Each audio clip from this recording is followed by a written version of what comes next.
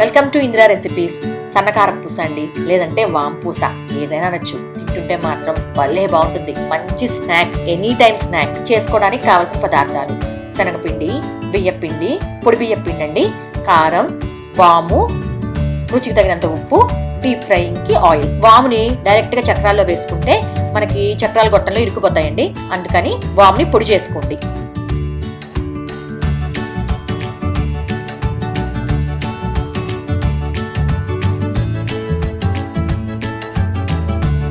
ముందుగా ఒక మిక్సింగ్ బౌల్లోకి 2 కప్పులు కానీ 2 గ్లాసులు కానీ, 1 గ్లాసే కొలతకు పెట్టుకోండి.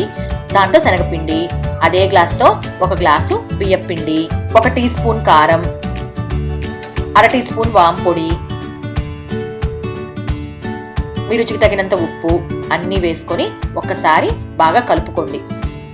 మీరు ఉప్పు చెక్ చేసుకోవాలంటే ఇప్పుడు చెక్ చేసుకోవచ్చండి.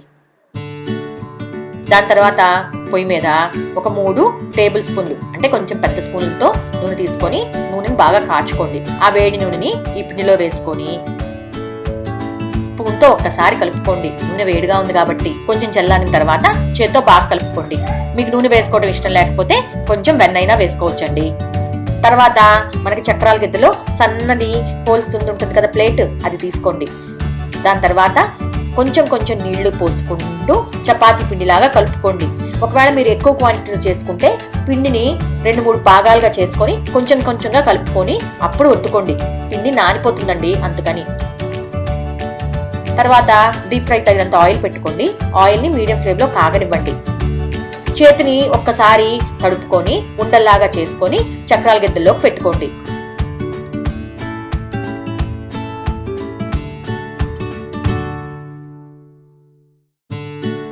ఫ్లేమ్ని మీడియంలో ఉంచుకొని ఇప్పుడు కారపూసని ఒత్తుకోండి.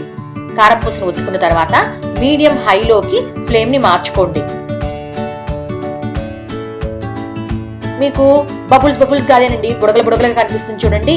ఆ బుడగలు తగ్గిన తర్వాత ఇప్పుడు కారపూసని జాగ్రత్తగా రెండో వైపుకు తిప్పుకోండి. మంచి రంగు వచ్చేలాగా కారపూసని వేపుకోండి. 2 వైపులా బాగా వేగిన తర్వాత చక్రాన్ని తీసుకొని ఒక టిష్యూ పేపర్ మీద వేసుకోండి.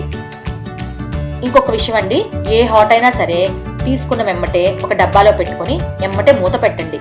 మూత పెడితే బాగా గుల్లదేరుతుందండి. మేము 2 శనగపిండి అయితే 1 బియ్యపిండి అని చెప్పాము కదా, మీకు కావాలంటే బియ్యపిండి క్వాంటిటీ ఇంకొంచెం తగ్గించుకోవచ్చు.